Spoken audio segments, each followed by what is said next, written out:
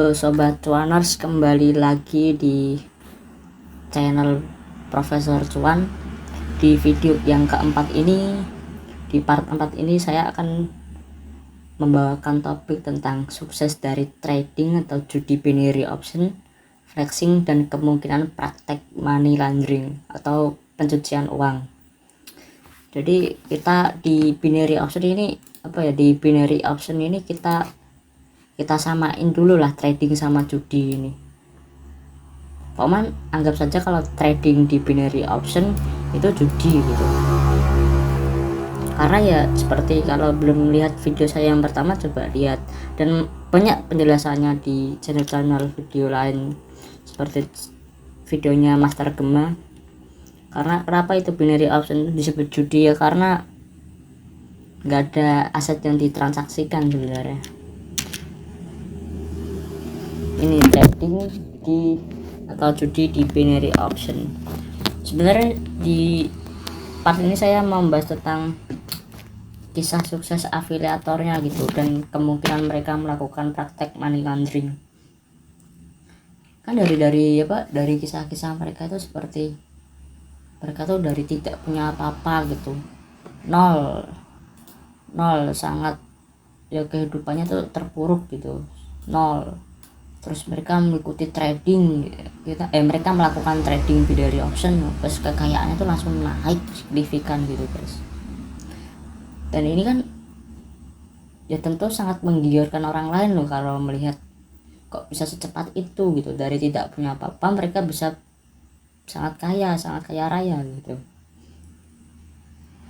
Terus kemudian dari keuntungannya itu mereka bikin bisnis yang lain, mereka buat apa yang namanya perusahaan, mereka buat kursus, mereka buat beli barang-barang mewah atau untuk tujuan bisa lebih menarik perhatian masyarakat gitu. Atau mereka buat konten berbagi, mereka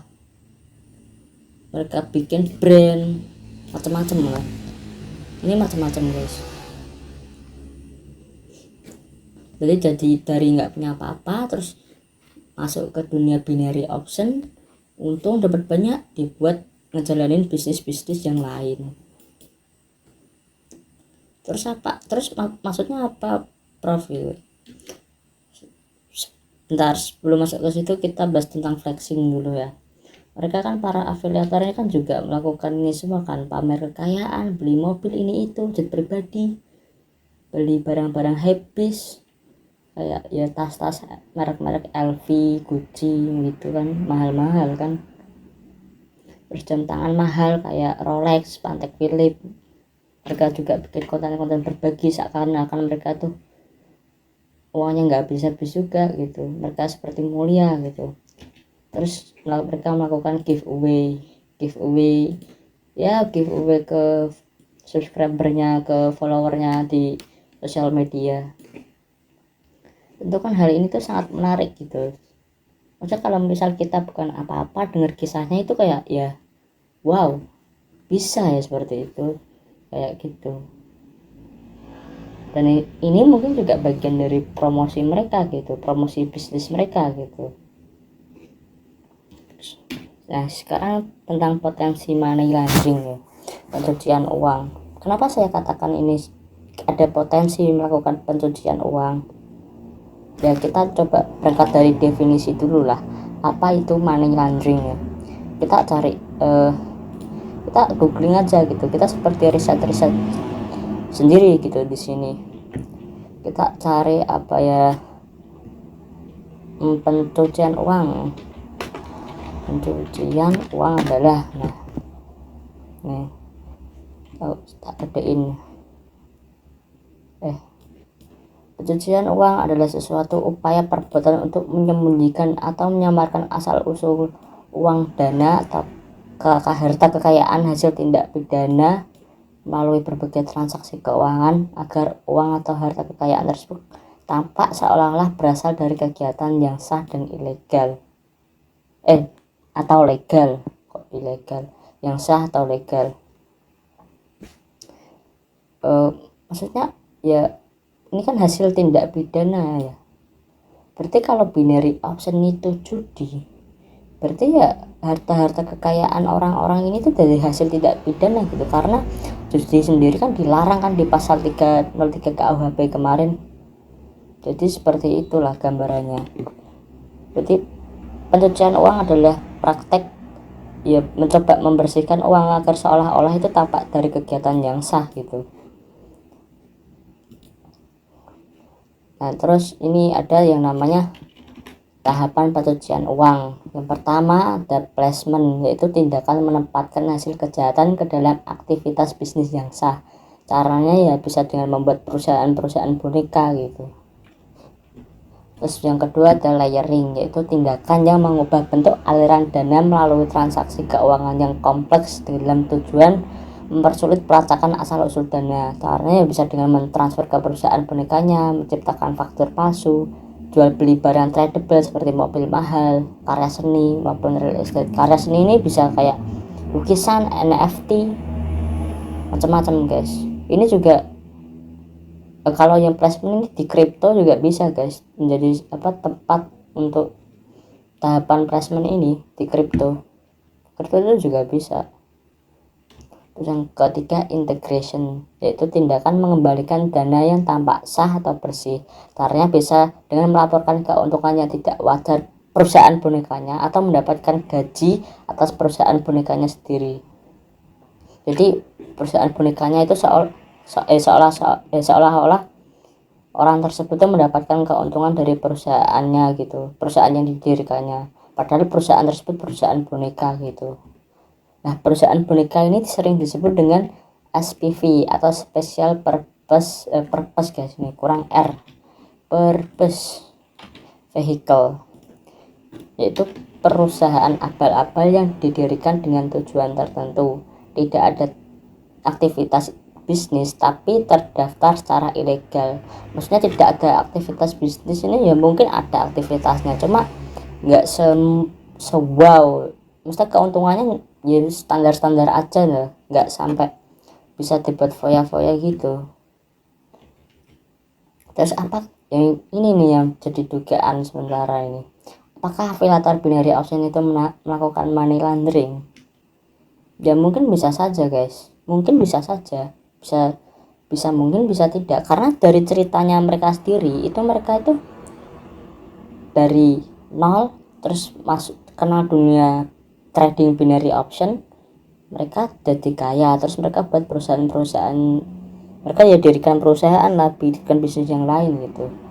Mereka juga main kripto, ada yang bikin warung kopi, macam-macam gitu ya, kayak pamer-pamer kekayaan kan, flexing ini kan ya juga jelas kan. Berarti kalau mereka bisa pamer kekayaan berarti ya mereka kayanya tuh kaya banget gitu, bahkan sampai miliaran, beli mobil miliaran, beli outfit itu ya ratusan juta gitu, giveaway sampai ratusan juta juga gitu kan. Berarti uangnya tuh kayak sangat banyak gitu, padahal uang tersebut belum tentu dari hasil yang sah, awalnya belum tentu dari hal sah, karena dari kisahnya juga mereka ceritanya dari kayak nggak punya apa-apa terus sukses dari trading gitu.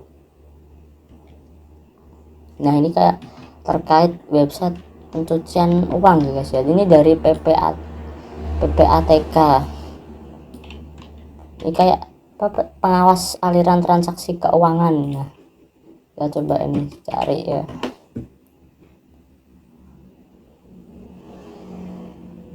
Nah ini PPATK guys, jadi kalau misalkan ada sesuatu yang dicurigai kita ya bisa mengadu ke sini sebenarnya, tapi mengadunya juga lewat hukum sih. PPATK mempunyai tugas dalam melaksanakan tugasnya seperti ini guys, bisa dibaca sendiri, nanti linknya saya tampilkan di kolom deskripsi saja. Pencucian uang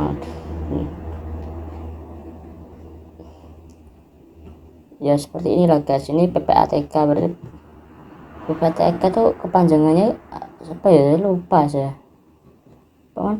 pengawas aliran keuangan, transaksi keuangan gitu. Coba kita cari PPATK, pusat pelaporan dan analisis transaksi keuangan. Terus ini guys,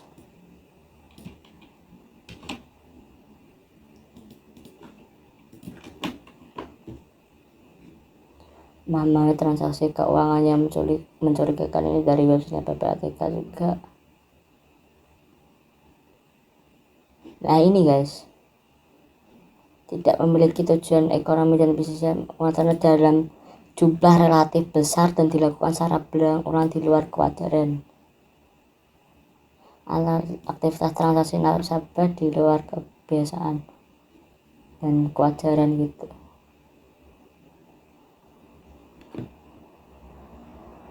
Ini kalian nanti bisa baca nih.